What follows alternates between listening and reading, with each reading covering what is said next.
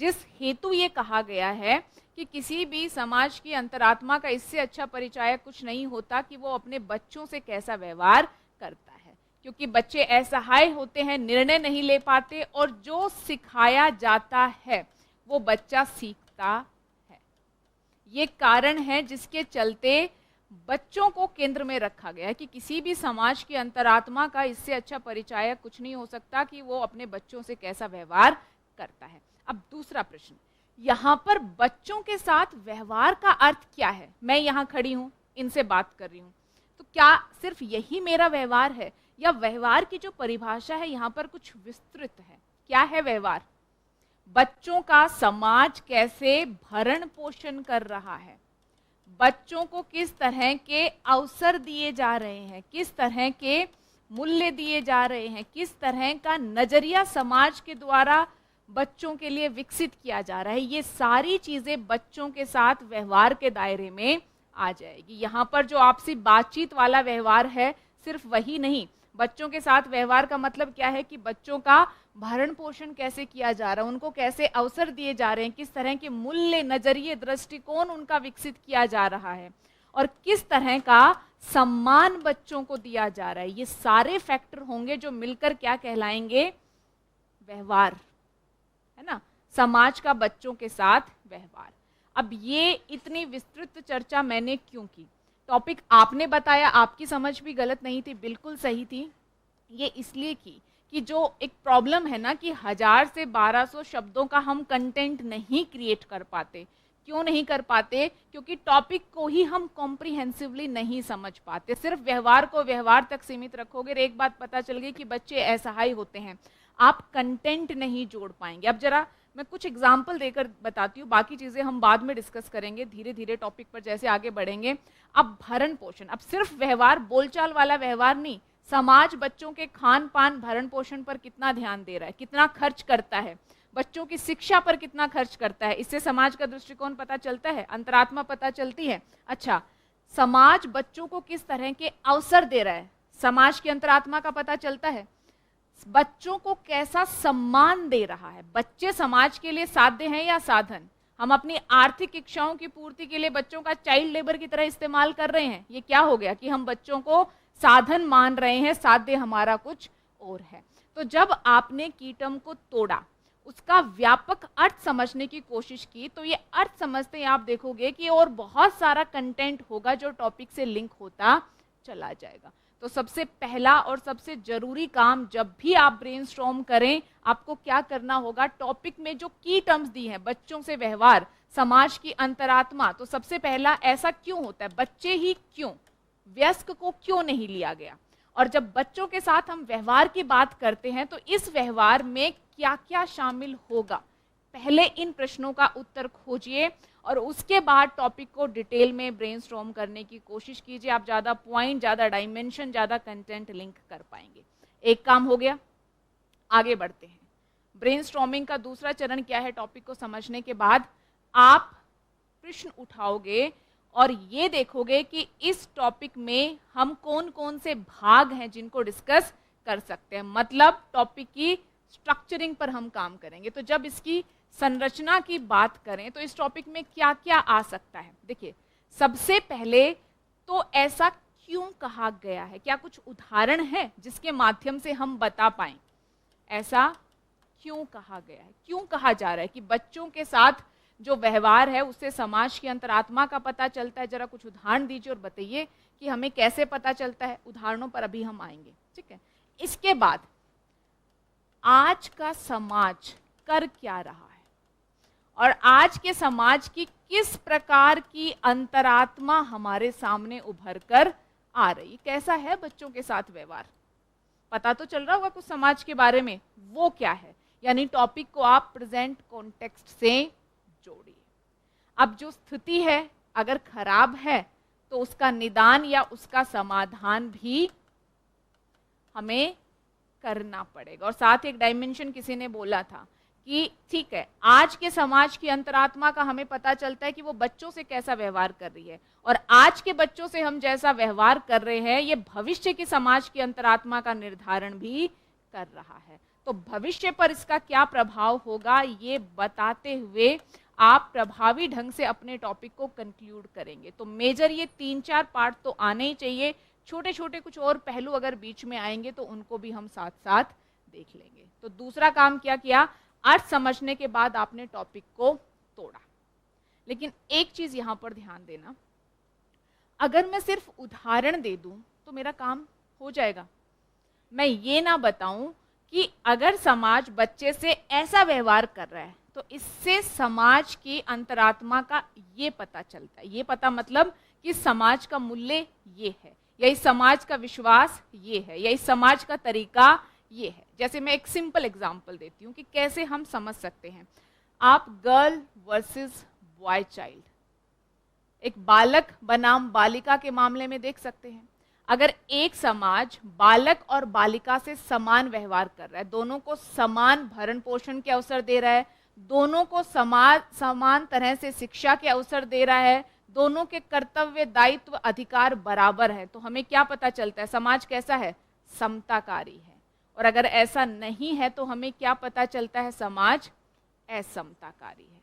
तो समाज का मूल्य पता चल गया, बच्चों के साथ व्यवहार, समाज का नजरिया दृष्टिकोण पता चल गया कि समाज समताकारी है या असमताकारी है। अब दूसरा जरा देखिए, अगर समाज अपने बच्चों की इच्छाओं और रुचियों का सम्मान करता है, ना कि उन्हें दबाता है, तो हमें क्या पता चलता है कि समाज क्या है, प्रगतिशील है। अन्यथा हमें क्या पता चलता है कि समाज अप्रगतिशील है, समाज जड़ है। समाज अपनी आने वाली पीढ़ी से भी वही उम्मीद करता है जो समाज अपनी पीढ़ी से कर रहा था, यानी समय के साथ दृष्टिकोण नजरिया नहीं बदला, समाज प्रगतिशील नहीं हुआ।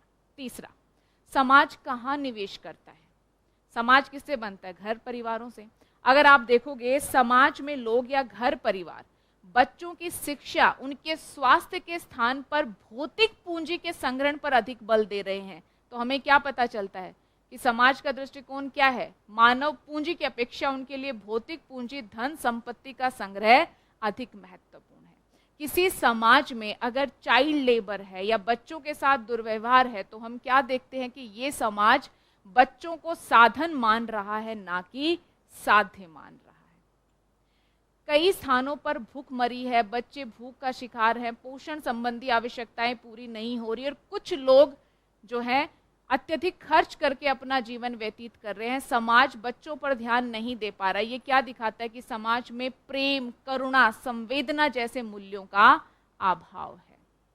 बच्चों के साथ अत्याचार होता रहा है, हर स्थान पर होता है, लेकिन अगर उस अत्याचार से निपटने के लिए आपके पास पर्याप्त कानून व्यवस्था नहीं है, और अगर है भी तो प्राथमिकता के साथ आप बच्चों के मुद्दों पर ध्यान नहीं देते, ये दिखाता है कि आपकी जीवन में प्राथमिकता क्या है।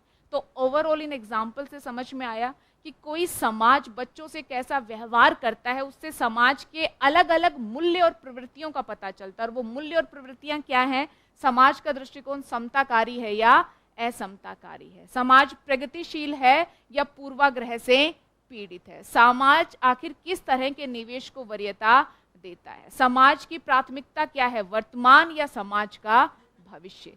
तो यहाँ पर जो लास्ट में मैंने ये 4-5 मूल्य या प्रवृत्तियां बताई, इसका महत्व क्या था, इसका महत्व ये था कि सिर्फ एग्जाम्पल देने से काम नहीं चलेगा। अगर समाज की अंतरात्मा का पता चलता है तो किस प्रकार की अंतरात्मा का पता चलता है, उस समाज के मूल्य क्या है, दृष्टिकोण क्या है, जब तक ये नहीं बताओगे आपके निबंध में क्वालिटी नहीं आएगी। तो ये जितने एग्जाम्पल मैंने दिए ये सबको पता था कि क्या क्या समाज में होता है, क्या क्या चीज़ें हैं। तो फर्स्ट पार्ट में सिर्फ आपको ये करना है कि ऐसा क्यों कहा गया है, इसका उत्तर देना है। जो एग्जाम्पल मैंने बताए उस तरीके के और एग्जाम्पल का इस्तेमाल करते हुए, और जब आप उत्तर देंगे तो मैंने बताया है कि समाज के मूल्य क्या है, दृष्टिकोण क्या है, किस तरह के व्यवहार से क्या निकलकर सामने आता है, ये आप बताएंगे। तो इससे हम पहले प्रश्न का उत्तर दे देंगे कि आखिर ऐसा कहा क्यों गया है, कि किसी भी समाज की अंतरात्मा का इससे अच्छा परिचायक कुछ क्यों नहीं हो सकता कि वो अपने बच्चों के साथ कैसा व्यवहार करता है। ये हमने उदाहरणों के माध्यम से स्पष्ट कर दिया। अब हम आते हैं आज के समाज पर। क्या है आज के समाज में, आज हम बच्चों के साथ कैसा व्यवहार कर रहे हैं, जरा बताएंगे। अब यहां पर बात आ जाती है डेटा इफेक्ट इत्यादि की। जब आपको बच्चों के स्वास्थ्य और पोषण के बारे में चर्चा करनी हो तो क्या आप रिपोर्ट कोट कर सकते हो? एक World Health Organization, World Bank और यूनिसेफ की रिपोर्ट है। रिपोर्ट का टाइटल है बाल कुपोषण स्तर एवं स्थिति, संयुक्त बाल कुपोषण अनुमान। अब आपने जीएस में स्टंटिंग वेस्टिंग पढ़ा है। वेस्टिंग क्या होता है? ऊंचाई के अनुसार वजन। और स्टंटिंग क्या होता है? उम्र के अनुसार ऊंचाई। जो डेटा आपने पढ़ा है वो दीजिए और बताइए कि वैश्विक स्तर पर जितने बच्चे वेस्टिंग है, जिसे हम मोटा मोटा कुपोषण भी कहते हैं, शिकार हैं, लगभग आधे कहाँ हैं? भारत में हैं। भारत के बच्चों में लगभग 19% बच्चे, रिपोर्ट कहती है कि कुपोषण या वेस्टिंग का शिकार है। अब बड़ा प्रश्न ये उठता है कि क्या समाज अपने बच्चों के भरण पोषण को ही सुनिश्चित कर पा रहा है? और अगर नहीं कर पा रहा है तो क्या पता चलता है समाज की अंतरात्मा का? अच्छा, इसके बाद आप और आगे बढ़िए। बच्चों के हम अध्ययन के स्तर पर आते हैं। अध्ययन या शिक्षा के मामले में हमें क्या पता चलता है? लर्निंग आउटकम ज़्यादा अच्छे नहीं है। ASER की रिपोर्ट, प्रथम NGO, आप कोट कर सकते हैं। रिपोर्ट क्या कहती है कि जो 14 से 18 साल की आयु के बीच में जो बच्चे हैं उनमें से लगभग 25% तो दूसरी कक्षा का जो पाठ है उसे भी फ्लुएंटली नहीं पढ़ पा रहे हैं। लगभग 50% एलिमेंट्री जो डिवीजन होता है मैथमेटिक्स में वो भी नहीं कर पा रहे हैं। इससे क्या पता चलता है? क्या हम बच्चों को सही शिक्षा दे पा रहे हैं? ड्रॉप आउट रेट कितनी है? अगर प्राथमिक शिक्षा के स्तर पर है तो सेकेंडरी और हायर एजुकेशन तक जाते जाते बच्चे शिक्षा को छोड़ दे रहे हैं। तो इससे क्या पता चल रहा है कि ये जो समाज है ये बच्चों की शिक्षा की भी ज़्यादा अच्छी व्यवस्था नहीं कर पा रहा। इसके अलावा आप जरा और आगे बढ़िए और देखिए बच्चों के साथ होने वाले दुर्व्यवहार। बच्चियों के साथ या बच्चे बाल अवस्था में तो लड़कों के साथ भी अनेक प्रकार के दुर्व्यवहार या बलात्कार जैसी घटनाएं होती हैं। बच्चों की ट्रैफिकिंग होती है। ये सारी प्रॉब्लम पोस्को जैसे एक्ट हम लेकर आए लेकिन फिर भी हम कुछ नहीं कर पाए। ये क्या दिखाता है कि समाज की अंतरात्मा कैसी है कि जो असहाय है उसका लाभ लेने या उसके शोषण करने की प्रवृत्ति कहीं ना कहीं हमें नजर आती है। दूसरा, समाज बच्चों की रुचियों का सम्मान नहीं कर पाता। इसलिए आप देखोगे कि सामान्यतः परिवार में बच्चा क्या पढ़ेगा ये निर्धारण कौन करता है? परिवार। और परिवार किस आधार पर निर्णय लेता है कि समाज में कौन से करियर विकल्प हैं जो अच्छे, उसके परे जाना चाहते हैं, तो सामान्यतः बच्चों की रुचियों को दबाया जाता है। और मुख्यतः ये काम हमें किसके संदर्भ में देखने को मिलता है? बालिकाओं के संदर्भ में। उनको बाहर नहीं पढ़ने दिया जाता, शिक्षा के अवसर नहीं दिए जाते, अलग अलग तरह का दबाव, तनाव, और जिसके चलते ये देखा गया है कि भारत में युवतियों में आत्महत्या की दर काफ़ी बड़ी है, जिसके मल्टीपल रीजन है, बट जिसमें से एक रीजन ये भी निकल कर आता है। इसके अलावा आप वैश्विक स्तर पर देख लीजिए। वैश्विक स्तर पर जितने लोग विस्थापित हैं, शरणार्थी हैं, उनमें बड़ा प्रतिशत बच्चों का है। अनुमान कहता है कि वैश्विक स्तर में 4 बच्चों में से 1 बच्चे के पास किसी भी राष्ट्र की नागरिकता ही नहीं है। तो जरा सोचिए कि बच्चे नागरिकता विहीन है, विभिन्न तरह के विचारों, विचारधाराओं के संपर्क में आ रहे हैं, जो भविष्य के लिए खतरा क्रिएट हो रहा है। इसके अलावा आप देखोगे आज के समय में सोशल मीडिया, अलग अलग प्लेटफॉर्म पर अलग अलग तरह का कंटेंट या विषय सामग्री बन रही है। बच्चों की उसके प्रति सुभेद्यता बहुत ज़्यादा बढ़ गई है। हम चेक नहीं कर पा रहे हैं, हम चीज़ों को रोक नहीं पा रहे। ये क्या दिखाता है कि समाज की अंतरात्मा कैसी है? तो बेसिकली आपको करना कुछ नहीं, वर्तमान समय की जो जो प्रवृत्तियां हैं उनको डिस्कस करते हुए ये बताना है कि कहीं ना कहीं हमारा जो फोकस है वो दूसरी तरफ हो रहा है। बच्चों को जिस तरह की परवरिश देनी चाहिए, जिस तरह का व्यवहार होना चाहिए, जिस तरह का सम्मान बच्चों का होना चाहिए, उस तरह का सम्मान, व्यवहार, परवरिश या नजरिया हम नहीं दे पा रहे। जो हम हैं, जो हमारी प्राथमिकताएं हैं, उसी अनुरूप हम नजरिया, दृष्टिकोण, व्यवहार, मूल्य बच्चों में भी विकसित कर रहे हैं। तो आवश्यकता क्या है कि ये जो क्रम चला आ रहा है उसे हम तोड़े। कुछ कोशिश हुई भी है, कुछ कानूनी प्रावधान हुए हैं, समाज, परिवारों के स्तर पर कुछ कोशिश हुई है।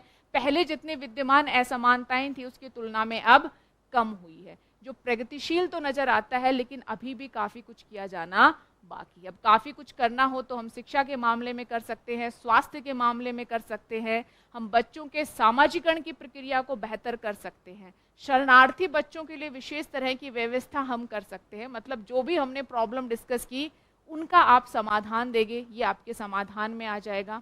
और अंत में आप बताएंगे कि बिल्कुल इससे हमें क्या पता चलता है कि किसी भी समाज की अंतरात्मा कैसी है। लेकिन ध्यान रहे, ये सिर्फ वर्तमान समय की समाज की अंतरात्मा का ही परिचायक नहीं है, बल्कि आज के बच्चे कल के वयस्क होंगे।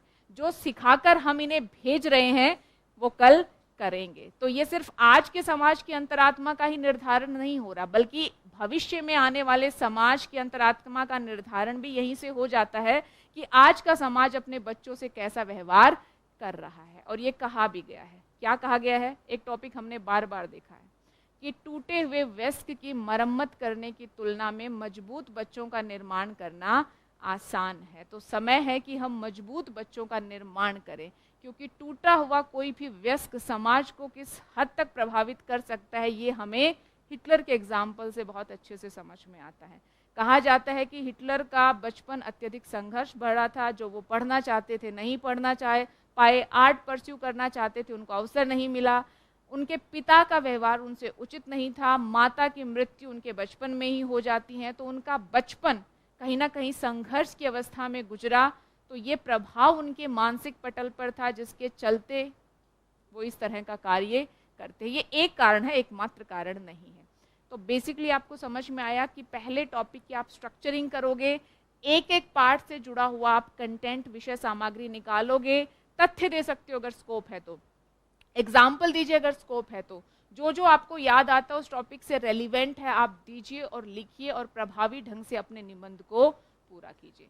जो बातें अभी मैंने डिस्कस की है उनमें से शायद ही कोई बात ऐसी होगी जो आप लोगों को नहीं पता है। ऐसा कुछ है कि आप लोगों को नहीं पता है?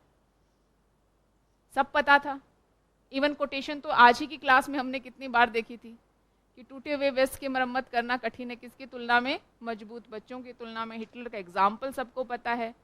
ये सारी रिपोर्ट्स वगैरह आप जीएस पढ़ते हैं, मेरे से ज़्यादा अच्छे से आप पढ़ रहे होंगे कि क्या क्या रिपोर्ट आ रही हैं, एजुकेशन के मामले में क्या है, स्वास्थ्य के बारे में क्या है, शरणार्थियों के मामले में बच्चों की स्थिति क्या है ना, डिजिटल एक्सपोजर के बारे में क्या है, दुर्व्यवहार के मामले में। अच्छा, आप केस स्टडीज़ कैसे कोट करेंगे? जैसे दुर्व्यवहार का मामला आया, आप लिख देंगे कि कुछ समय पहले न्यूज़पेपर में ऐसा पढ़ा, पत्रिका में ऐसा पढ़ा कि एक बच्चे के साथ ऐसा व्यवहार किया गया, बच्चों की ट्रैफिकिंग हो रही थी, वो रैकेट पकड़ा गया, कुछ भी। तो सिंपली ये जो छोटी छोटी चीज़ें हैं ये आपके आंसर में क्वालिटी ऐड कर देंगी। तो जब भी करंट अफेयर पढ़ें, न्यूज़पेपर पढ़ें, आप इन सब चीज़ों पर ध्यान देंगे। अब परिचय मैंने अभी तक नहीं बताया। जब हमने पढ़ा तो परिचय सबसे पहले पढ़ा था, लेकिन मेरा सुझाव है कि जब आप ब्रेनस्टॉर्मिंग करें तो परिचय के बारे में सबसे अंत में सोचें। ऐसा क्यों मैं कह रही हूँ? क्योंकि जब पूरा टॉपिक आप ब्रेनस्टॉर्म कर चुके होते हैं ना, तो आपको अच्छा परिचय लिखने के बहुत सारे आइडियाज मिल जाते हैं। लेकिन सीधा टॉपिक को देखकर अगर आप परिचय सोचोगे तो चूंकि आपने टॉपिक को ब्रेनस्टॉर्म नहीं किया तो आप हो सकता है उतना अच्छा परिचय ना बना पाओ। तो पहले ब्रेनस्टॉर्म कर लिया पूरा टॉपिक, अब देखिए कि क्या इसमें कोई विशेष प्रसंग या उदाहरण था जिसको मैं परिचय में यूज कर सकता हूँ, क्या मेरे पास कोई पहले से तैयार कहानी है जिसका इस्तेमाल हो सकता है। तो जो भी है फाइनली उसे आप अपने परिचय में लिखेंगे। अगर आपको ऑलरेडी कुछ तैयार परिचय में लिखने के लिए मिल गया जो आप घर से करके गए थे, बहुत अच्छी बात, ये तो विन विन सिचुएशन है। थोड़ा सा चेंज करना है वो भी आप कर देंगे। लेकिन अगर आपको लग रहा है कि नहीं, स्थिति ऐसी है कि मुझे एट प्रेजेंट कुछ बनाकर लिखना पड़ेगा और मेरी लेखन शैली ऐसी है कि जब मैं एट प्रेजेंट कुछ लिखता या लिखती हूँ तो काटपीट बहुत हो जाती है, तो बहुत सारे बच्चे ये भी करते हैं कि वो अपना रफ परिचय ब्रेनस्टॉर्मिंग वाली जगह पर बनाते हैं कि देखिए इस तरह की कहानी रहेगी, ये ड्राफ्ट है, उसे फाइनल अपनी कॉपी में कर लेते हैं। क्योंकि परिचय सबसे पहला होता है। अगर उसमें क्लैरिटी ना हो कि आप क्या कहना चाह रहे हो, क्यों कहना चाह रहे हो, है ना, भाषा अच्छी ना हो, अत्यधिक काटपीट हो, आप भटक रहे हो अपने परिचय में, तो वो अच्छा प्रभाव नहीं छोड़ता। इसलिए आप रफ काम करके भी अपना परिचय फाइनली अपनी कॉपी में लिख सकते हैं। यहाँ पर परिचय ऑलरेडी मैंने बताया है, एलन कुर्डी का एग्जाम्पल मैंने दिया था, है ना, द वल्चर और लिटिल गर्ल का एग्जाम्पल हमने लिया था। आप चाहो तो ऐसी बहुत सारी कोटेशंस होंगी जिनका इस्तेमाल करते हुए आप पहले कोटेशन लिखो और उसके बाद आखिर ऐसा कहा क्यों गया है, आप टॉपिक को ही इंट्रोडक्शन में एक्सप्लेन कर दीजिए। ये भी एक तरीका हो सकता है। तो मल्टीपल तरीके हो सकते हैं जिनसे आप अच्छी जो है भूमिका या अच्छा परिचय लिख सकते हैं। इस टॉपिक से जुड़ा हुआ किसी का कोई डाउट?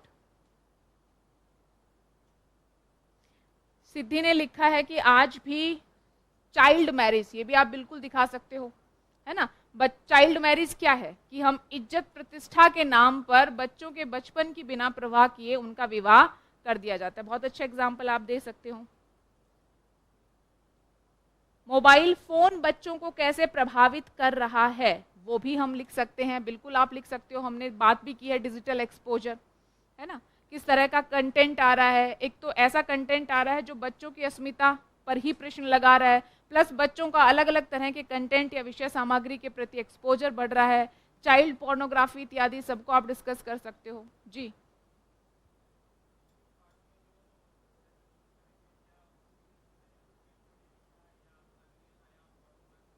एक बार रिपीट करेंगे, फर्स्ट आपने क्या बोला? हम्म,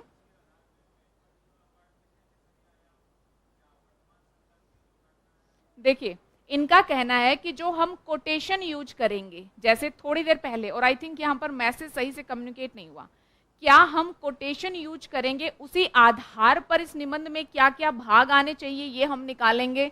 नहीं, भाग तो जो आने चाहिए वो आने ही चाहिए। अगर उस भाग का भाव देने वाली कोई कोटेशन हमें याद आ गई तो उसे हम हेडिंग बना सकते हैं, ताकि वो भाग का हेडिंग जो बने वो थोड़ा क्रिएटिव बने। मान लीजिए किसी टॉपिक को लेकर आपको कोटेशन याद नहीं आई या एक ही कोटेशन याद आई, तो क्या हम एक ही चीज डिस्कस करेंगे? नहीं ना। तो भाग तो जो आने चाहिए आने चाहिए। अगर किसी भाग को लेकर मुझे कोई अच्छी कोटेशन याद आ गई तो उसे मैं हेडिंग बना सकती हूँ। अगर मैं नहीं बनाना चाहूँ तो मेरी इच्छा है, मैं उसे फ्लो में जहां वो कोटेशन सही जा रही है वहां लिख सकती हूँ। ठीक है, तो सिर्फ इस आधार पर आप भाग नहीं बनाएंगे कि आपके पास कोटेशन कितनी है। वो तो वो हिस्से हैं या वो प्रश्न है जो उस पर्टिकुलर टॉपिक में डिस्कस होने जरूरी हैं, वो होंगे ही होंगे, आप उन्हें रोक नहीं सकते। रोकेंगे तो अंक नहीं मिलेंगे। ठीक है, कुछ क्लैरिटी मिली ब्रेनस्टॉर्मिंग को लेकर? एक और टॉपिक लिखिए। जी बताइए। नहीं, दो लिख सकते हैं, अगर कोई कंपैरिजन हो तो लिख दीजिए आप, दो स्टोरी बिल्कुल लिख सकते हैं। एक ही मैसेज को कन्वे करने वाली अगर दो स्टोरी लिखेंगे तो वो क्लैरिटी नहीं आएगी इंट्रोडक्शन में। समझ पा रहे हैं आप कि एक ही जैसी एक ही पक्ष में बात करें, अच्छा एक ये कहानी है दूसरी ये कहानी है, हम क्यों अपना इतना मूल्यवान कंटेंट सिर्फ परिचय में ही खत्म कर दें? अगर हमारे पास कोई दूसरी कहानी है, दूसरा आइडिया है, तो जहां वो जरूरी होगा हम उसे मेन बॉडी में लिखेंगे। समझ रहे हो? या अगर वो फिट बैठ रहा है तो हम उसे थोड़ा सा कंक्लूजन में भी ऐड कर सकते हैं। अगर कहीं पर ऐसा कोई टॉपिक है कि दो पक्ष हैं और दो पक्ष को दिखाने के लिए दो तुलनात्मक कहानियां हमारे पास हो सकती हैं, तो बिल्कुल आप, जैसे कि कुछ चीजें हम शांति की अवस्था में सीखते हैं, कुछ तूफान के में, उसमें बुद्ध और अशोक का एग्जाम्पल बच्चे ने दिया था। तो अगर ऐसी पॉसिबिलिटी है तो आप दो कहानियों का या दो प्रसंग का रेफरेंस ले सकते हैं, अन्यथा आप अवॉइड करेंगे। कोटेशन अभी मैंने क्या बताया, इंग्लिश में लिख सकते हैं या नहीं लिख सकते? लिख सकते हैं, लेकिन रेयर केसेस में। ठीक है, कि कभी एक दो कोटेशन एक दो फ्रेजेस यूज हो गए, ठीक है, कोई बड़ा फर्क नहीं पड़ता, लेकिन उससे ज्यादा नहीं। ठीक है, बाकी देखिए कोटेशन के मामले में तो आपको भ्रमित होने की आवश्यकता ही नहीं है। जो याद करोगे वो एग्जाम में लिखोगे। अब याद हिंदी करोगे तो हिंदी लिखोगे, और याद इंग्लिश करोगे तो इंग्लिश लिखोगे। तो कोशिश कीजिए कि याद ही ज़्यादा से ज़्यादा हम क्या करें, हिंदी कोटेशन करें या ट्रांसलेट कर लें। कुछ फ्रेजेस ऐसे होते हैं जो हमें सदैव याद रहते हैं, जैसे हिंदी में हमें वसुदेव कुटुंबकम याद रहता है, practice makes a man perfect, ये हमें इंग्लिश में याद रहता है। ऐसा कुछ याद आ गया तो एक दो जगह लिख सकते हो, बाकी चीज़ों को अवॉइड करना है। ठीक है, चलिए लिखिए। विश्व को साथ मिलकर काम करना होगा। विश्व को साथ मिलकर काम करना होगा, अन्यथा यह कार्य ही नहीं करेगा। विश्व को साथ मिलकर काम करना होगा, अन्यथा यह कार्य ही नहीं करेगा। द वर्ल्ड, इंग्लिश लिखिए, the world must learn to work together. The world must learn to work together. और finally it will not work at all. और finally, it will not work at all. विश्व को साथ मिलकर काम करना होगा, अन्यथा ये कार्य ही नहीं करेगा। 3 से 4 मिनट का समय है। The world must learn to work together और finally it will not work at all. भाव है कि विश्व को साथ मिलकर काम करना पड़ेगा, वरना ये काम ही नहीं करेगा।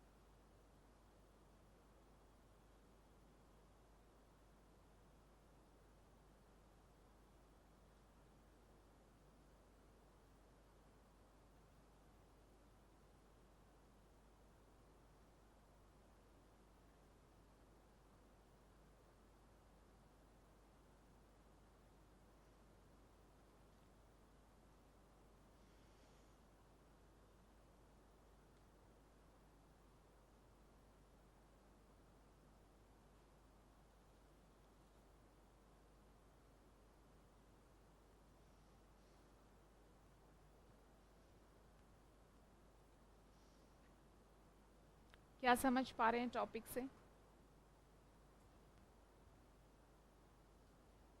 जी बताइए।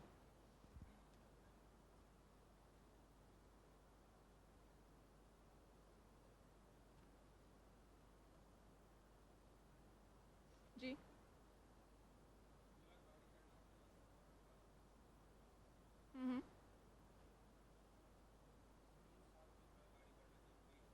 अच्छा, सबसे पहले क्या बताया?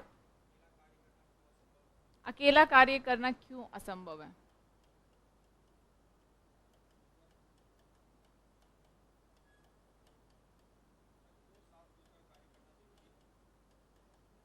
अच्छा, अकेला काम करना क्यों असंभव है? क्यों साथ मिलकर काम करना जरूरी है?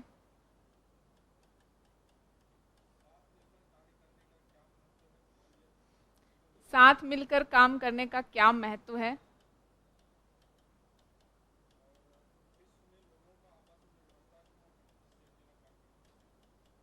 अच्छा ठीक है, देखिए एक एक करके आप अपने प्रश्न फिर से दोहराएंगे। सबसे पहला क्या था जो जो आपने बताया? सबसे पहला क्या था? पहली बात, अकेला काम करना क्यों असंभव है। दूसरी बात, अच्छा अकेला काम करना क्यों असंभव है, साथ मिलकर काम करना क्यों जरूरी है।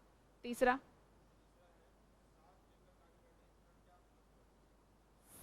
साथ मिलकर काम करना क्यों जरूरी है या महत्व वो एक ही बात है? अच्छा,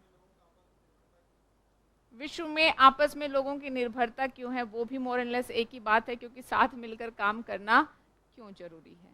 तो मोटा मोटा यहाँ से एक ही प्रश्न बन के आया। बट आप मुझे अभी संरचना नहीं बताएंगे, हम एक एक बात को डिस्कस करेंगे फ्लो में। सबसे पहले आप मुझे बताएंगे कि इसका अर्थ आप क्या समझ पा रहे हैं।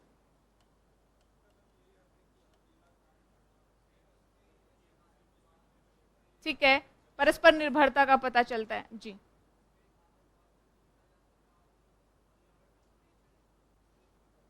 ठीक है, इसमें आतंकवाद की बात कर सकते हैं, सीसी क्लाइमेट चेंज के बारे में बात कर सकते हैं। कंटेंट नहीं बताएंगे, सिर्फ अर्थ बताएंगे। हाँ बताइए।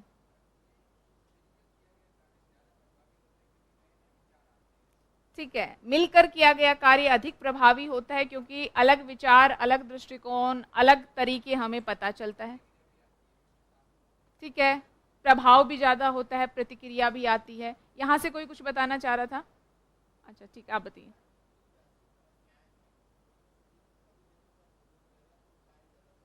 ठीक है, जो वैश्विक समस्याएं हैं उनमें देशों का अगर सहयोग रहेगा तो ज्यादा अच्छा है।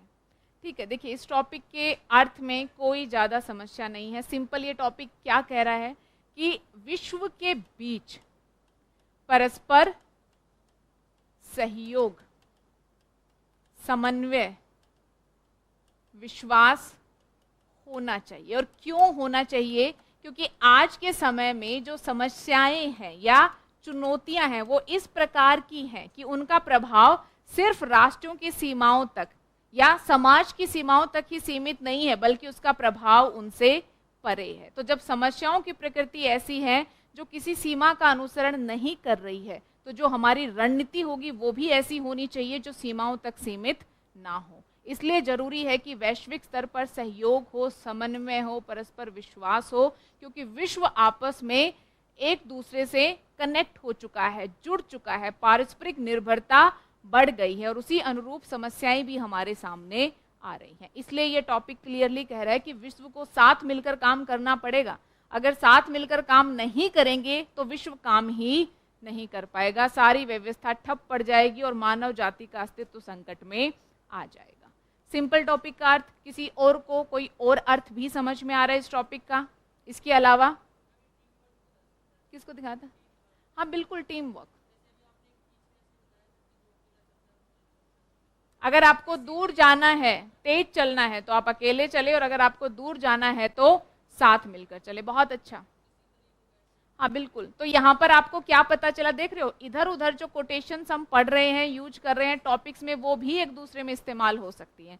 तो जहाँ समय आएगा वहाँ हम इस कोटेशन को इस टॉपिक में यूज कर लेंगे।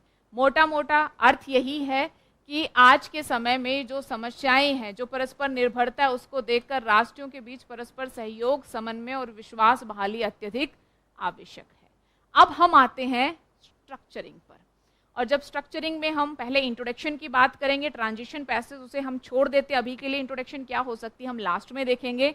सबसे पहले एक जरूरी भाग कि आखिर ऐसा क्यों कहा गया है, क्या इस बात को लेकर हमारे पास उदाहरण हैं या कुछ हम ऐसे मामले बता सकते हैं जहां विश्व को साथ मिलकर काम करना ही पड़ेगा, अन्यथा विश्व काम नहीं करेगा। यही मेजर डायमेंशन है इस टॉपिक का। आप देखोगे कि लगभग 60% आपका जो विषय सामग्री है वो इसी पर आधारित रहेगा, लेकिन इसके भी अलग अलग हिस्से हो सकते हैं। कैसे? हम ये बताएंगे कि देखिए ये मामला, ये विषय ऐसा है जिसमें विश्व को साथ मिलकर काम करना होगा। क्यों करना होगा हम ये भी बताएंगे, और हम ये भी बताएंगे कि इस मामले में वास्तव में विश्व कर क्या रहा है। तो ये जो तीनों चीजें हैं ना, कि आखिर क्यों यहाँ पर सहयोग जरूरी है ना, क्यों जरूरी है सहयोग, विश्व कर क्या रहा है और मामला क्या है। एक तो मामला क्या, क्यों इस मामले में सहयोग जरूरी है, और तीसरा विश्व कर क्या रहा है, वास्तव में सहयोग है या नहीं है, हम किस दिशा में आगे बढ़ रहे हैं। तीनों चीज हम यहां पर देते हुए चलेंगे। अब फिर से ये टॉपिक इस बार का जो अभ्यास टेस्ट हुआ उसमें पूछा गया था। यहाँ भी एक विद्यार्थी से बात होती, उन्होंने अभ्यास दिया क्योंकि वो मेंस दे रहे हैं।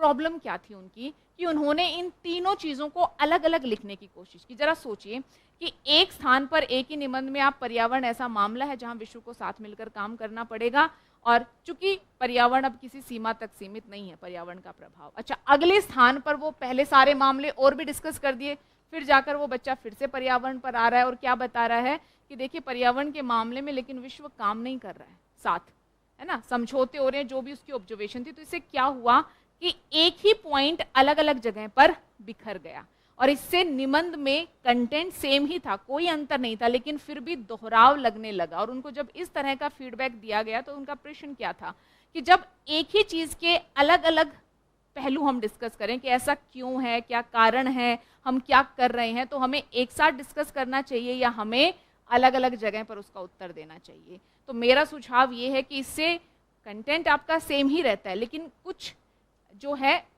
इल्यूजन क्रिएट होते हैं, इससे भ्रम ये पैदा होता है कि आप सेम ही चीज को बार बार दोहरा रहे हो। तो क्यों ना जब आप क्लाइमेट की, जैसे यहाँ पर अगर हम जलवायु परिवर्तन की ही बात करें, तो जलवायु परिवर्तन की जब आप बात करें तो उससे जुड़े हुए सारी चीजों का उत्तर एक ही स्थान पर दे दें।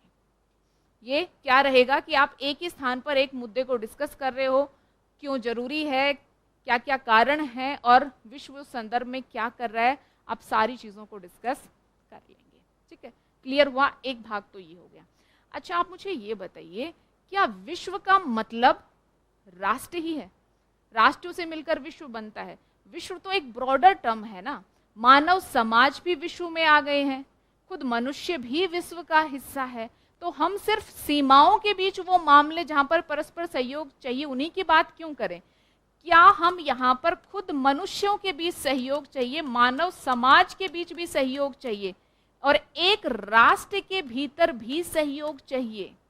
हर जगह पर सहयोग समन्वय जरूरी है, वरना व्यवस्था काम ही नहीं करेगी। ठीक है, तो क्या आप ये सारे डायमेंशन यहाँ पर एक्सप्लोर नहीं करोगे? बिल्कुल करोगे। इसके अलावा और क्या आ सकता है? हाँ, वो तो एग्जाम्पल हुआ, महामारी तो एग्जाम्पल हुआ। तो जब सारे स्थान पर ये जरूरी है तो हमें क्या करना होगा?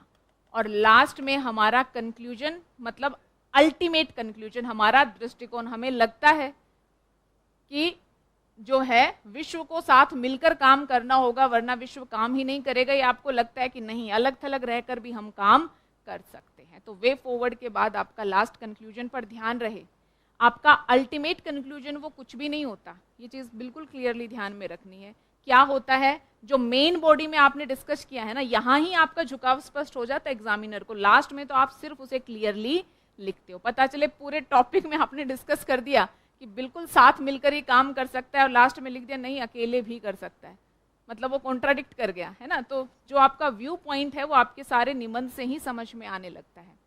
अब बहुत ज़्यादा हम भाग नहीं बना रहे, बट बेसिक ये समझ में आया कि एटलीस्ट ये 3-4 भाग तो होने चाहिए, 3-4 प्रश्न तो होने चाहिए जिनका उत्तर आप देंगे। चलिए अब एक एक की बात कर लेते हैं। सबसे पहले हम, आप सबसे छोटे चाहो तो समाज के स्तर से भी बात कर सकते हो। समाज के स्तर पर क्या है, क्यों सहयोग जरूरी है, और क्या हम देख रहे हैं समाज के स्तर पर, बताएंगे जरा। जी हाँ हाँ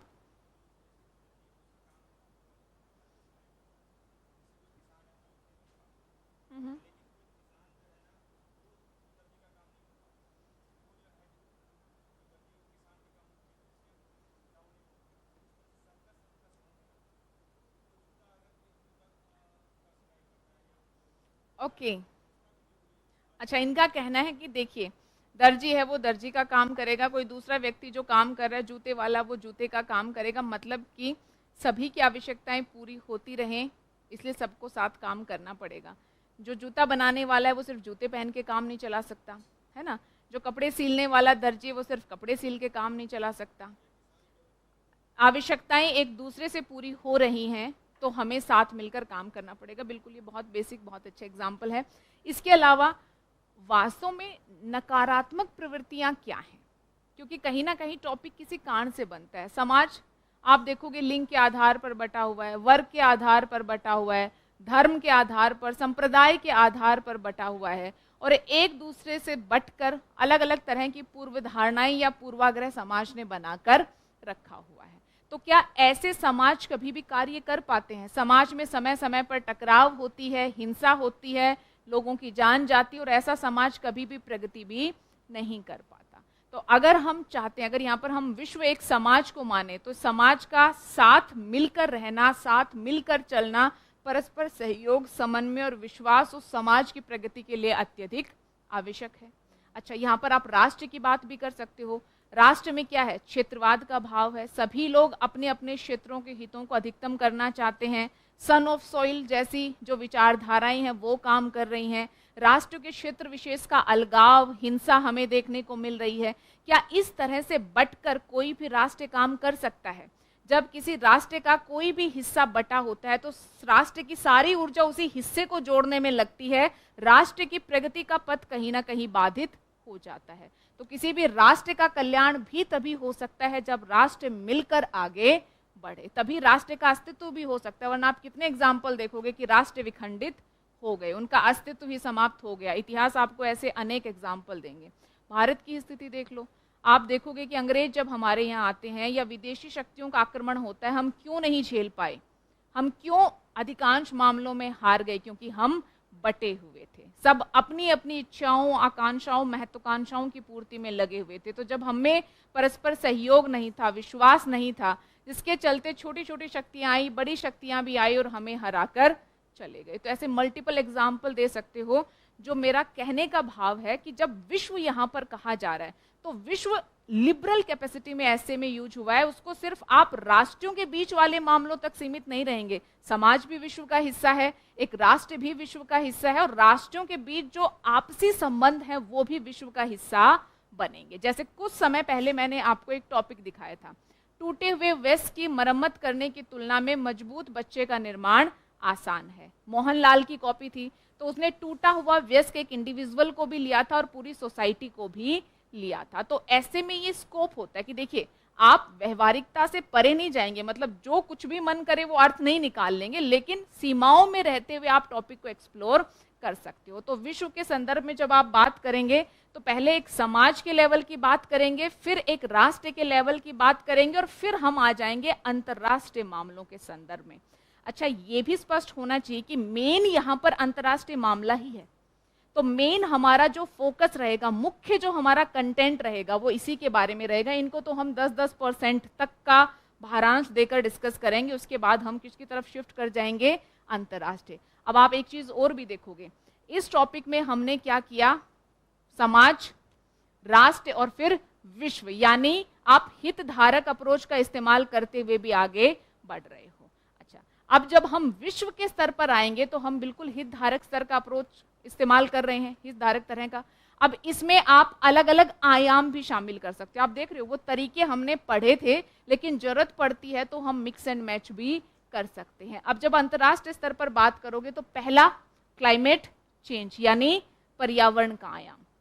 पर्यावरण के संदर्भ में हम क्या देख रहे हैं कि विश्व का साथ मिलकर काम करना जरूरी है, क्योंकि जो समस्याएं पैदा हो रही हैं उनका प्रभाव राष्ट्र सीमाओं तक सीमित नहीं है, सभी प्रभावित हो रहे हैं। क्योंकि पहले भी मैंने बताया है, पर्यावरण के मामले में फ्री राइडर का कंसेप्ट काम करता है।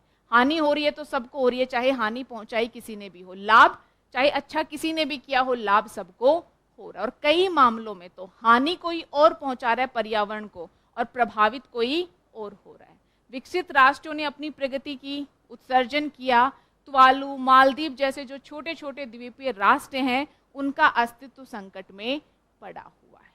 तो ये ऐसा मामला है, चूंकि जलवायु परिवर्तन का प्रभाव राष्ट्र सीमाओं का अनुसरण नहीं कर रहा, तो समाधान भी राष्ट्र सीमाओं तक नहीं सीमित रह सकता। अब इसको लेकर हमने कोशिश भी की है। क्या क्या कोशिश की है? हम क्योटो प्रोटोकॉल लेकर अर्थ सम्मेलन, क्योटो प्रोटोकॉल, पेरिस एग्रीमेंट हम लेकर आते हैं। राष्ट्रों के द्वारा नेट जीरो उत्सर्जन के टारगेट भी बनाए गए हैं। INDC, intended national determined contribution भी निर्धारित किया गया है। लेकिन क्या हम वास्तव में सहयोग कर पा रहे हैं? हम देखते हैं कि कोशिश को हम पूर्णतः दृढ़ इच्छा शक्ति के साथ नहीं कर रहे हैं। राष्ट्र अपनी अपनी जिम्मेदारियों से बचना चाहते हैं। कुछ राष्ट्र तो जब उनको लगता है कि जिम्मेदारी का निर्वहन नहीं कर पाएंगे, वो समझौते प्रोटोकॉल से बाहर हो जाते हैं। CBDR पहले भी बताया है, कॉमन बट डिफरेंशियल रेस्पॉन्सिबिलिटी का मामला चलता रहता है। अमेरिका जैसे राष्ट्र इतने बड़े बड़े समझौतों पर कोई भी कमेंट या फीडबैक दे देते हैं। आज भी रिपोर्ट्स का कहना है कि हम अपने लक्ष्य को पूरा नहीं कर पाएंगे। तो आपने 3 चीजें एक साथ दिखाई कि सबसे पहले ये बताया कि मामला कौन सा है, क्लाइमेट चेंज का। दूसरी चीज यहां पर क्या दिखाई, क्यों इस मामले में सहयोग की आवश्यकता है। और तीसरा आपने दिखाया कि अगर हम सहयोग कर रहे हैं तो वो कितना साकार हो रहा है। सारी चीजें आपने दिखाई। चलिए, एक तो मुझे पता चल गया कि हम यहां पर क्लाइमेट चेंज की बात कर सकते हैं, बट व्हाट नेक्स्ट? इकोनॉमी, बिल्कुल बताइए क्या हो सकता है अर्थव्यवस्था में? इंटरकनेक्टेडनेस बढ़ गई है ना, परस्पर निर्भरता विश्व की बढ़ गई है, अर्थव्यवस्थाओं का खुलापन बढ़ गया है। इसका बहुत अच्छा उदाहरण है कि 2007-8 की आर्थिक मंदी कुछ राष्ट्रों में शुरुआत होती है, संपूर्ण विश्व को अपनी चपेट में ले रही है।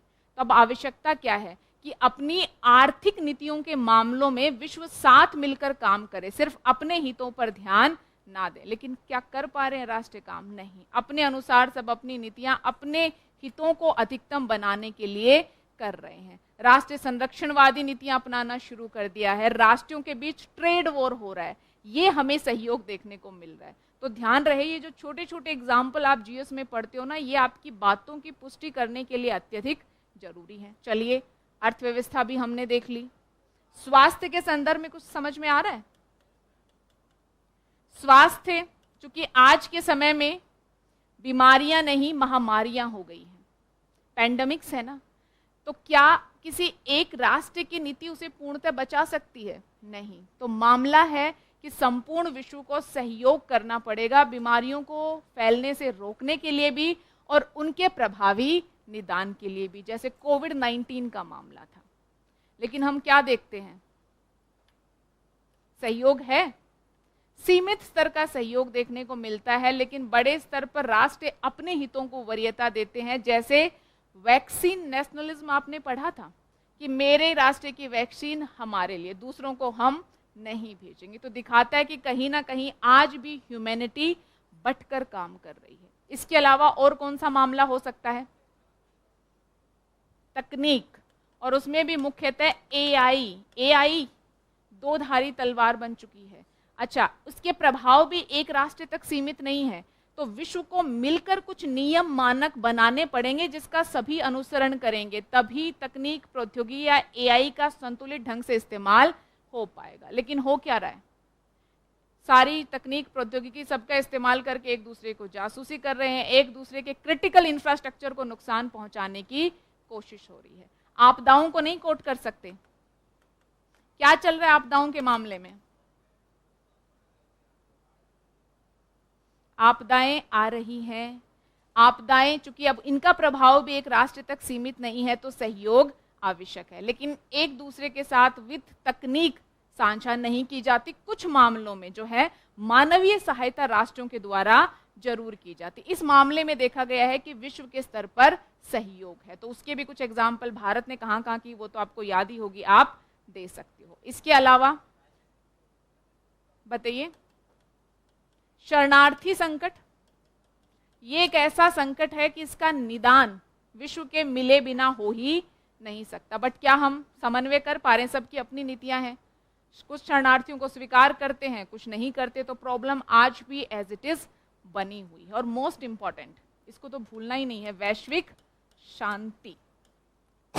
ये तो कभी हो ही नहीं सकती जब तक विश्व साथ मिलकर काम नहीं करेगा, वरना राष्ट्र टकराते रहेंगे, हथियारों की दौड़ चलती रहेगी। जो मिडिल ईस्ट में हमें देखने को मिल रहा है, जो हमें जो है रशिया यूक्रेन के बीच देखने को मिल रहा है, वो क्या दिखाता है कि कहीं ना कहीं विश्व साथ मिलकर काम नहीं कर रहा। अपने हित, अपना वर्चस्व, अपनी कूटनीति सभी के लिए जरूरी है ना। तो ऐसे देखिए, इसके अलावा भी एग्जाम्पल हो सकते हैं और जो आप यहाँ पर इजीली दे सकते हो। आप वैश्वीकरण की भी बात कर सकते हो कि वैश्वीकरण की जो व्यवस्था है कि राष्ट्र एक दूसरे से जुड़े हुए हैं, वो तभी काम करेगी जब राष्ट्र मिलकर काम करेगा। अन्यथा कुछ राष्ट्र सिर्फ अपने हितों पर फोकस करेंगे, संरक्षणवाद को अपनाएंगे, तो वैश्वीकरण कैसे काम कर पाएगा? या दूसरे राष्ट्र में डंपिंग करेंगे तो राष्ट्र अपनी पॉलिसीज प्रोटेक्टिव बना लेंगे, वैश्वीकरण काम नहीं कर पाएगा। तो ऐसे बहुत सारे एग्जाम्पल हो सकते हैं जिनको देखकर आप ये बता सकते हैं कि देखिए ये मामला ऐसा है जिसमें विश्व का सहयोग जरूरी है, और अगर सही से सहयोग नहीं मिला तो विश्व काम नहीं करेगा। आपने सारी चीज़ों की डिटेल में पुष्टि की। चलिए, हमने पहले समाज के स्तर की बात की, राष्ट्र के स्तर की, और फिर अंतर्राष्ट्रीय स्तर की बात कर ली है। अब प्रश्न ये उठता है कि करें क्या। सबसे पहले तो वैश्विक स्तर पर हमें ये सुनिश्चित करना पड़ेगा राष्ट्रों के आपसी सहयोग समन्वय से कि मानवता सर्वोपरि है। दूसरा, जहां तक संभव है वार्ता, नेगोशिएशन, ये सारे जो तरीके हैं इनका इस्तेमाल करें। और मोस्ट इंपॉर्टेंटली वैश्विक संस्थाएं महत्वपूर्ण भूमिका निभा सकती हैं, जैसे यूएन हो गया, है ना, कोर्ट्स है हमारे इंटरनेशनल जस्टिस को लेकर, तो वर्ल्ड बैंक, सारी जो संस्थाएं हैं उनकी भूमिका महत्वपूर्ण हो सकती है। लेकिन संस्थाओं की भूमिका कब महत्वपूर्ण होगी? जब संस्थाएं सशक्त होंगी, जब संस्थाओं में कुछ ही राष्ट्रों का प्रतिनिधित्व नहीं होगा, जब संस्थाओं में कुछ ही राष्ट्रों के पास सारा वोटिंग पावर नहीं होगा, जैसे हम किसके मामले में देखते हैं, आईएमएफ इत्यादि के मामले में देखते हैं। और साथ ही राष्ट्र आपस में मिलकर विश्वास बहाली के लिए सैन्य अभ्यास करते हैं। इसी तरह के विश्वास बहाली के लिए सांस्कृतिक, सामाजिक जो है, इस तरह के अभ्यास भी हो सकते हैं जो अभी विश्व की वरीयता नहीं है। तो बिल्कुल कुछ मामले ऐसे हैं जिनमें विश्व को साथ मिलकर काम करना पड़ेगा, लेकिन विश्व अगर नहीं करेगा तो काम नहीं कर पाएगा। लेकिन जब तक विश्व साथ नहीं मिल रहा तब तक हम क्या करें? तो जो अन्य विकल्प हैं उनको हम तलाश सकते हैं। वो क्या है? क्षेत्रीय सहयोग महत्वपूर्ण हो सकता है, जैसे आपदाओं का मामला हो गया है ना, इन सब मामलों में हम क्षेत्रीय सहयोग को तलाश सकते हैं। या एक राष्ट्र अपने स्तर पर क्या कर सकता है, अगर सक्रिय होकर वो ये सोच पाए तो ये कदम भी प्रभावी हो सकता है। इसका एग्जाम्पल है कि बहुत सारी ऐसी जनजातियां हैं जो इसकी प्रतीक्षा नहीं कर रही कि संपूर्ण विश्व पर्यावरण का संरक्षण करेगा, बल्कि अपने स्तर पर जो उनका पर्यावरण है उसको संरक्षित करके वो आगे बढ़ रही हैं।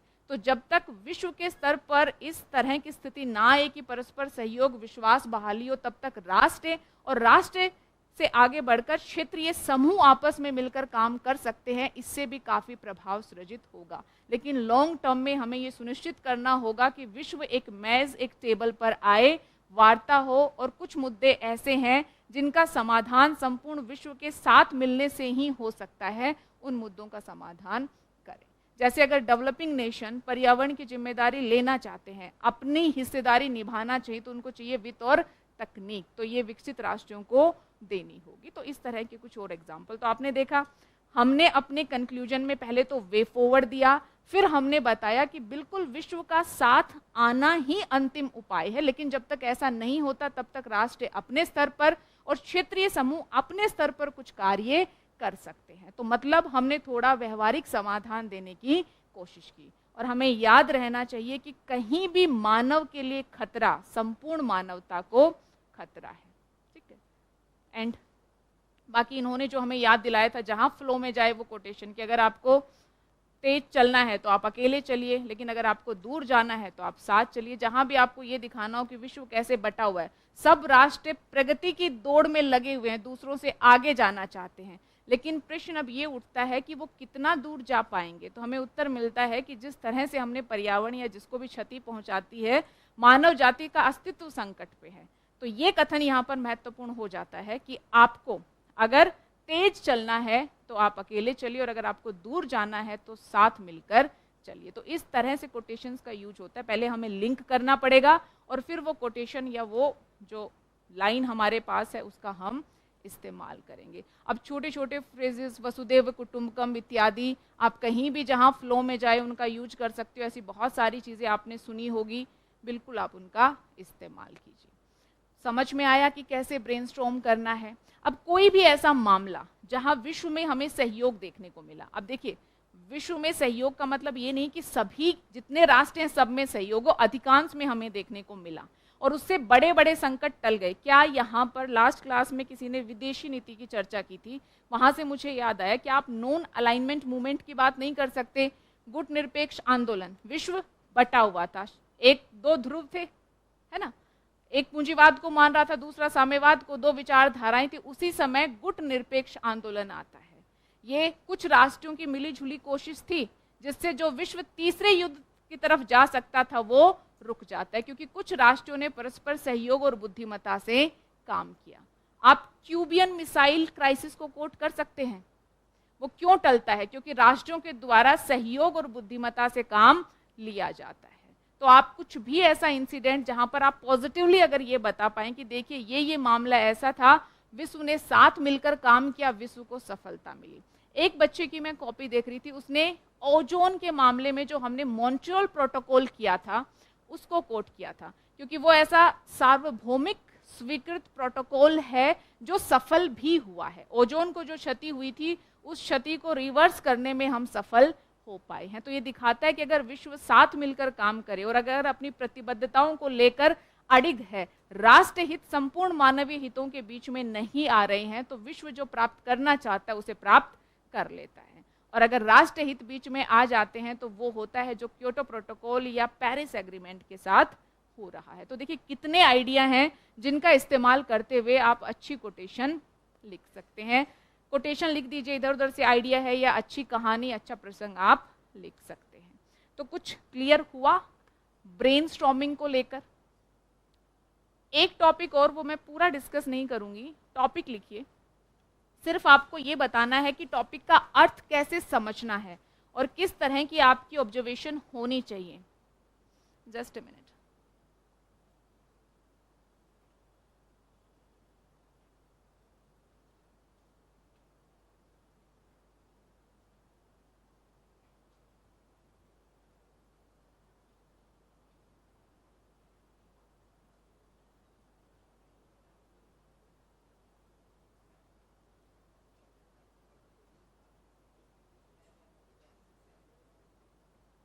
ठीक है, ये टॉपिक लिखिए, ब्रेनस्टॉर्म कीजिए जी।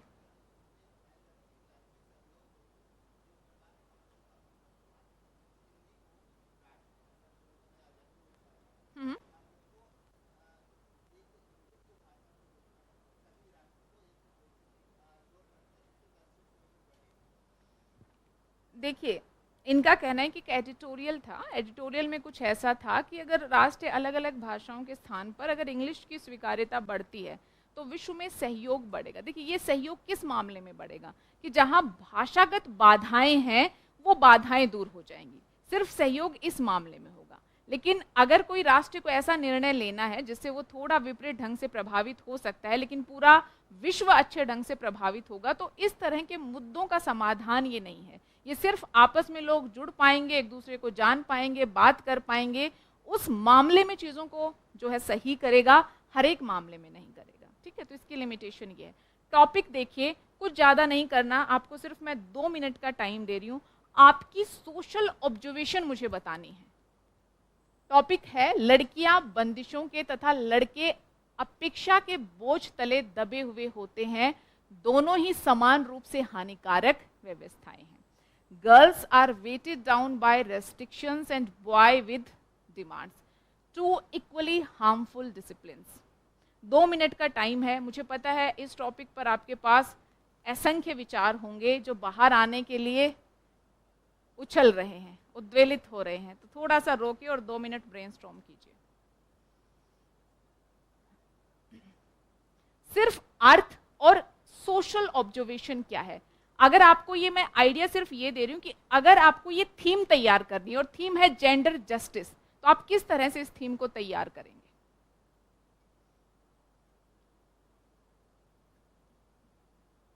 क्योंकि आप पैटर्न देखना, यूपीएससी के प्रीवियस ईयर टॉपिक्स का जेंडर जस्टिस पर टॉपिक पूछे जा रहे हैं, आपको तैयार करके थोड़ा रखना पड़ेगा।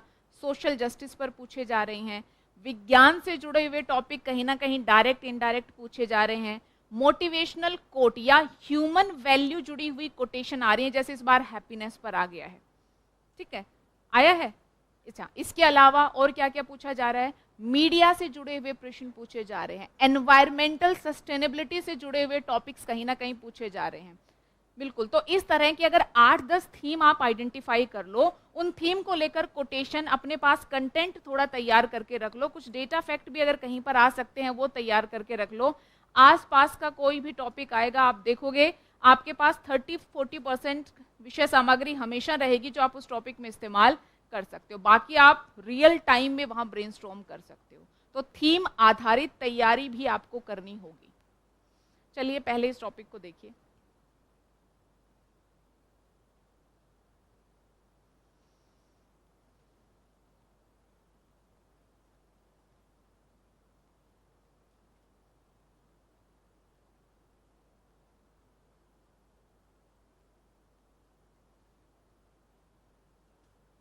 इसी तरह की यूपीएससी ने और भी टॉपिक पूछे थे। नए युग की नारी की परिपूर्णता मिथक है, एक मिथ है। हम ये कह रहे हैं ना कि नए युग की नारी, एक्चुअल में टॉपिक कहता है कि ऐसा कोई कंसेप्ट एग्जिस्ट ही नहीं करता, कुछ ज़्यादा नहीं बदला है, वो सिर्फ एक मिथ है। एक टॉपिक आया कि पितृसत्तात्मकता की व्यवस्था नज़र में आए बिना विषमता का एक प्रमुख कारण आज भी है। क्यों है पितृसत्तात्मकता की व्यवस्था जो नज़र में नहीं आती? विषमता का कारण तो हम सभी को पता है, नज़र में क्यों नहीं आती? क्योंकि सामाजिकरण की प्रक्रिया के तहत हम उन चीज़ों को इतना सीख चुके हैं कि अगर उस तरह की असमानता कहीं है तो उस पर कभी प्रश्न ही नहीं उठते। एक बहुत बेसिक सी बात मैं बताती हूँ, और ज़रा मैं लड़कों के विचार इस मामले में चाहूँगी। लड़कों को सामान्यतः, हाँ मैं दिल्ली की बात नहीं कर रही हूँ, इसको छोड़ दीजिए, दिल्ली पूरा भारत नहीं है, मुंबई पूरा भारत नहीं है ना। आप घर में आप थोड़ा लेट आते होंगे, कभी उतने प्रश्न नहीं उठते, या उठते हैं तो थोड़े बहुत। लेकिन आपके घर में आपकी बहन अगर लेट आती है तो घर वालों को छोड़िए, सबसे ज्यादा प्रश्नों की लड़ी पहले आप ही की तरफ से आएगी। कभी आपने सोचा कि ऐसा क्यों हुआ? मेरे जो व्यक्तिगत स्वतंत्रता को लेकर विचार हैं वो मेरी बहन की व्यक्तिगत स्वतंत्रता को लेकर जो मेरे विचार हैं उनसे अलग क्यों हैं? हम सोचते ही नहीं है, क्योंकि हमने वो चीजें सीख ली हैं और आत्मसात कर ली। और क्यों कर ली हैं? क्योंकि सामाजिकरण की प्रक्रिया ही ऐसी रही है। आप जो हो उससे अलग कुछ देखते हो तब आप उस पर प्रश्न उठाते हो, लेकिन जो चीज आपके मन मस्तिष्क पर इतना गहरा असर कर चुकी है कि जिस पर आप प्रश्न ही नहीं उठाते, इसलिए कहा गया कि पितृसत्तात्मकता की व्यवस्था नजर में आए बिना सामाजिक असमानता का सबसे प्रखर रूप है। एक वो है जो हमें समझ में भी नहीं आती, दिखाई भी नहीं दे रहा कि कोई असमानता हो रही है, हमें लग रहा है यही तो सही तरीका है, यही प्रभाव है पितृसत्तात्मकता का। अब ये नहीं बताना मेरा उद्देश्य था, उद्देश्य ये था कि इस थीम आधारित टॉपिक बार बार पूछे जाते हैं और थीम का नाम है जेंडर जस्टिस। तो थीम को अच्छे से तैयार करो। आपको पता होना चाहिए कि क्यों पितृसत्तात्मकता की व्यवस्था है, क्यों महिला और पुरुष से, बालक और बालिका से अलग अलग तरह की उम्मीद की जाती है समाज के द्वारा। इन सारे प्रश्नों का उत्तर जब आपको मिलेगा तब आप कहीं आगे जाकर उच्च स्तर का कंटेंट लिख पाएंगे। जैसे अगर मैं इस टॉपिक की बात करूं तो लड़कियां बंदिशों और लड़के अपेक्षा के बोझ के तले दबे हुए हैं। आखिर ऐसा किस प्रकार से होता है, और अगर हो रहा है तो ये क्यों हो रहा है? इसका उत्तर खोजना इस टॉपिक का मर्म है, या इस तरह की पूरी थीम का मर्म है। आप देखोगे सामान्यतः ये बोझ कैसे है मैं ये बताती हूँ। लड़कियों पर बंदिशें हैं। किस प्रकार की बंदिशें हैं? कि लड़कियां, सबसे बड़ी बंदिश है कि ज्यादा महत्वाकांक्षी नहीं हो सकती हैं। आप वही करेंगी, उतना ही पढ़ेंगी, वही पढ़ेंगी जहां आपका परिवार चाह रहा है। लड़कियां निर्णय निर्माण में ज्यादा भागीदार नहीं हो सकती हैं। लड़कों के विचार फिर भी परिवार में सुने जाते हैं, लड़कियों के लिए तो मान लिया जाता है कि इनको तो कुछ पता ही नहीं है, ये ऐसे ही बस कह रही हैं। सार्वजनिक जीवन के मामलों में, राजनीति में या अन्य मामलों में लड़कियों को सक्रिय भूमिका निभाने की अनुमति मिलती है? नहीं मिलती। लड़कियों के संदर्भ में क्या मान लिया गया है कि आज्ञा पालन करना और घर के भीतर के जो कार्य हैं वो किसको करने हैं? लड़कियों को करने हैं। तो ये है टिक कि लड़कियों को करना अलाउ है, जो पहले बताया वो अलाउ नहीं है। तो लड़कियों पर बंदिशें हैं। अच्छा, लड़कों पर अपेक्षा का बोझ है। अपेक्षा का बोझ क्या है? कि लड़के हो तो सदैव मजबूत ही रहोगे, कभी कमजोर नहीं हो सकते। लड़कों को वनरेबल होना अलाउ नहीं होता, आप भावुक नहीं हो सकते, रो तो सकते ही नहीं, ये पाप है। समझ लो। प्लस और दूसरी अपेक्षा आपसे क्या है? आपके व्यक्तित्व से भी अपेक्षाएं हैं कि आपका व्यक्तित्व कैसा रहेगा, और दूसरा आप घर का पालन पोषण करेंगे, यानी घर में कमाने भरण पोषण की जिम्मेदारी किसकी है? लड़कों की है। तो लड़कों पर अपेक्षा का बोझ है और लड़कियों पर बंदिशों का बोझ है। अच्छा, ऐसा क्यों है, कभी सोचा? क्योंकि ये पारंपरिक सोच चली आ रही है कि लड़कियां ज्यादा बुद्धिमान नहीं हो सकती, भावनात्मक बुद्धिमत्ता तो उनमें होती ही नहीं, लड़की का मतलब है देवी, त्याग, करुणा, बलिदान। अच्छा, लड़के सदैव मजबूत रहेंगे, जो एक अव्यवहारिक मैस्कुलिनिटी का कंसेप्ट हमारे यहाँ चला आ रहा है, वो कहीं ना कहीं चला आ रहा है। तो दोनों को लेकर अलग अलग इमेज बनती है और उसी के अनुरूप दोनों के कर्तव्य, जिम्मेदारियां, अधिकार सुनिश्चित कर दिए गए हैं। और जब ऐसा कर दिया जाता है और इसके खिलाफ कोई कुछ करता है, तभी आपको समाज में अलग अलग वाक्यांश सुनने को मिलते होंगे। जैसे एक तो मैंने पहले भी एग्जाम्पल दिया था, ये क्या लड़कियों की तरह भावुक हो रहे हो, या ये क्या लड़कियों की तरह रो रहे हो। देखो, तुम आदमी हो, घर में कमाने की जिम्मेदारी तुम्हारी है। अगर किसी के घर में पुत्री या महिला कोई कमा रही होती है तो क्या कहा जाता है? औरत के पैसों पर जी रहा है। क्यों है ये, कभी सोचा ये क्यों बोला जाता है? क्योंकि उम्मीद अलग अलग है, सोशल एक्सपेक्टेशन अलग अलग है। अच्छा, लड़कियों को क्या कहा जाता है? लड़की हो, लड़की की तरह रहो। लड़कियों की नजर और आवाज जितनी नीची हो, इतना ही परिवार और समाज के लिए अच्छा है। तुम्हारा काम घर की जिम्मेदारी है, घर से बाहर का कार्य पुरुष का है। तो ये जो सारे अलग अलग फ्रेज, वाक्यांश हम सुनते हैं, कभी सोचा इनका कारण क्या है? ऐसे नहीं आए। क्यों आए? क्योंकि समाज अलग अलग उम्मीद करता है, समाज की अपेक्षाएं अलग अलग हैं, पुरुषों से अलग हैं, महिलाओं से अलग है। और जैसी अपेक्षाएं हैं उसके साथ कुछ बंदिशें आती हैं, है ना, कुछ बोझ आता है। और आप देखोगे कि ये व्यवस्था दोनों के लिए समान रूप से हानिकारक है। महिलाओं के लिए क्यों है ये तो हम सबको पता है, उनका आत्मविश्वास ही कहीं ना कहीं खो जाता है, अवसर उनको नहीं मिलते, आर्थिक जीवन के अवसर मिलते हैं तो वहां भी भेदभाव है, शिक्षा का अवसर उनको नहीं मिल पाता, आर्थिक सशक्तिकरण नहीं हो पाता, घर में वो निर्णय नहीं ले पाती, अनेक तरह के मानसिक दबाव, तनाव, घरेलू हिंसा सब हमें देखने को मिलती है। पुरुषों के लिए क्या है? पुरुष कभी अपनी भावनाओं को अभिव्यक्त कर ही नहीं पाते, वो कुंठा का शिकार हो जाते हैं। कई बार परिस्थितियां अगर अच्छी ना हो, पुरुष घर में नहीं कमा पा रहा, तो अनावश्यक दबाव पुरुष पर कमाने का बनता है, जिससे मानसिक विकार से व्यक्ति पीड़ित हो सकता है। तो दोनों तरह की, मैं बहुत ब्रीफ बता रही हूँ, दोनों तरह की व्यवस्थाएं दोनों के लिए हानिकारक है। अब इस टॉपिक को जब आप तैयार करोगे तो बिल्कुल पहले तो समझ होनी चाहिए सोसाइटी की, कैसे हानिकारक है ये पता होना चाहिए, और साथ ही आपके पास कुछ तथ्य इत्यादि भी होनी चाहिए जिसके माध्यम से इस चीज की पुष्टि करो। और कुछ अच्छी रिपोर्ट्स, प्यू रिसर्च इंस्टीट्यूट है उसकी एक रिपोर्ट है जिसमें मैंने देखा कि आज भी भारत में 50% से अधिक लोगों को लगता है कि महिलाओं को पुरुषों की इच्छा या आज्ञा का पालन करना ही चाहिए, उसमें खुद महिलाएं भी शामिल हैं। समझ रहे हो? तो ऐसी जो अच्छी अच्छी ऑब्जर्वेशन है, एक ऑब्जर्वेशन मैंने कहीं पढ़ी थी कि महिलाओं की तुलना में पुरुष कम मेंटल स्वास्थ्य सुविधाओं का लाभ लेते हैं। क्यों? क्योंकि उनको सदैव मजबूत बने रहना है, वो मानसिक तौर पर वनरेबल हो सकते हैं, उनको भी तनाव हो सकता है, ये कभी किसी को दिखा ही नहीं पाते हैं।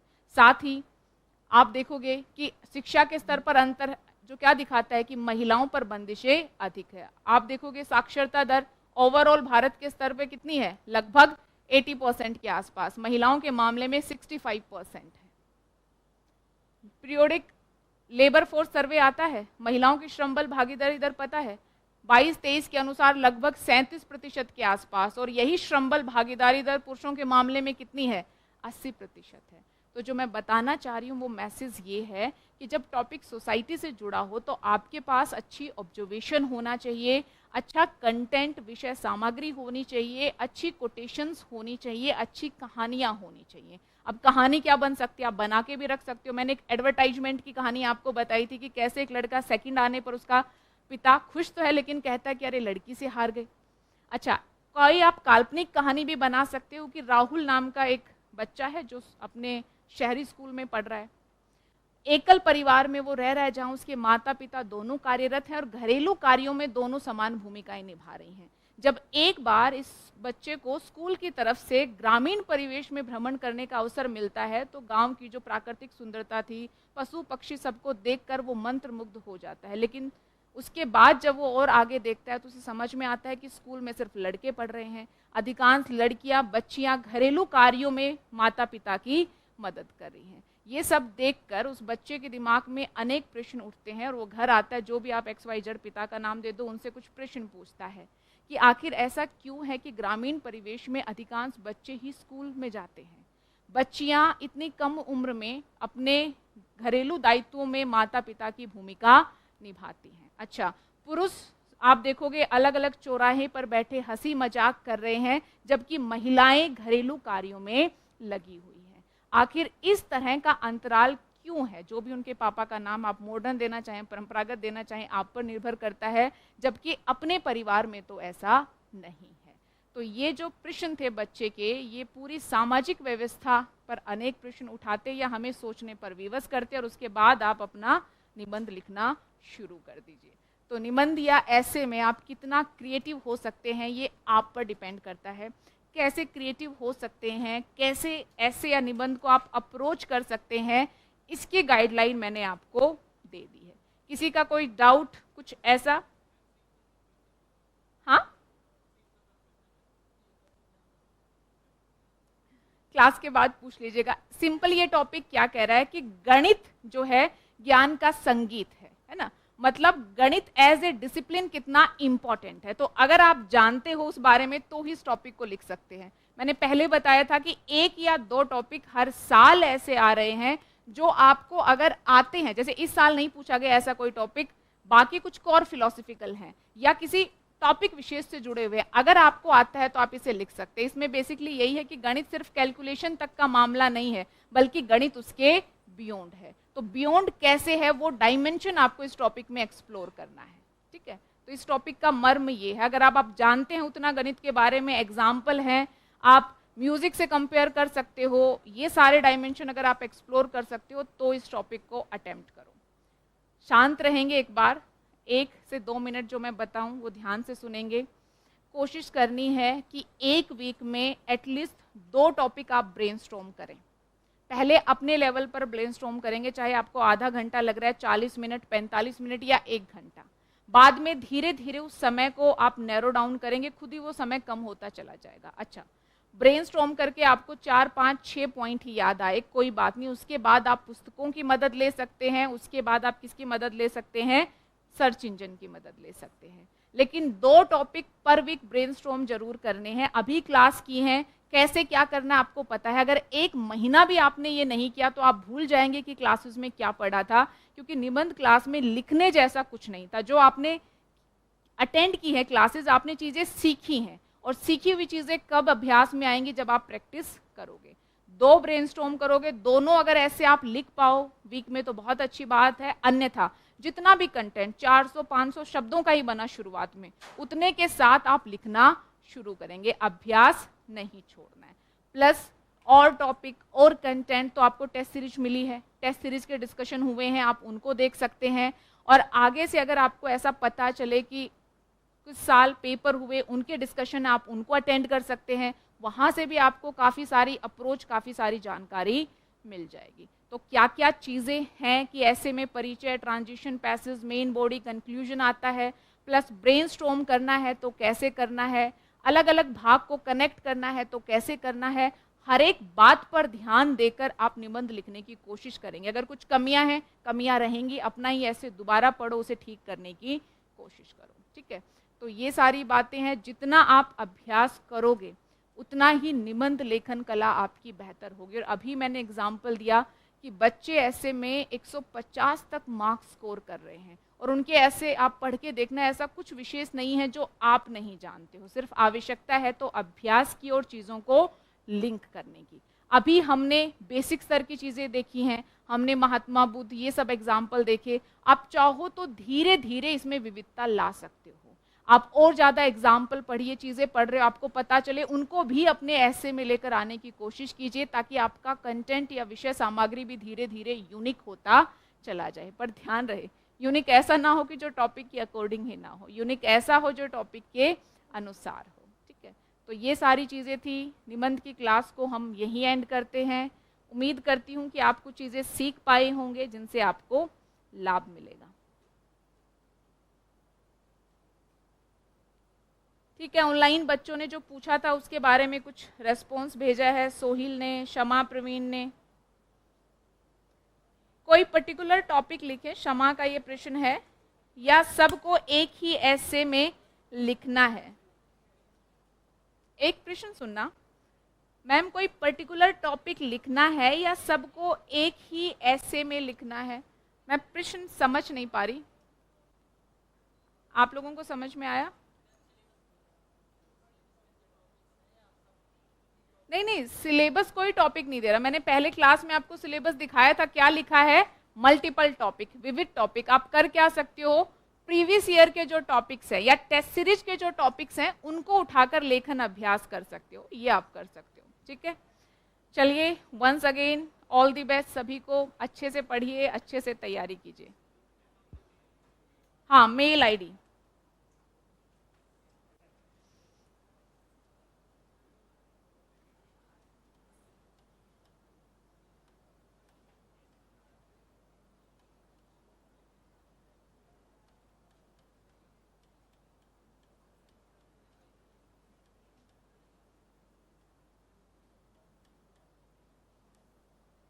sona.yadav@visionis.in। बस ये याद रखना gmail.com नहीं है, बाकी कुछ डिफिकल्ट नहीं है। ठीक है, अगर आप कुछ भी लिखे तो इस पे भेज सकते हैं, जैसे मुझे समय मिलेगा मैं आप लोगों से कांटेक्ट कर लूँगी।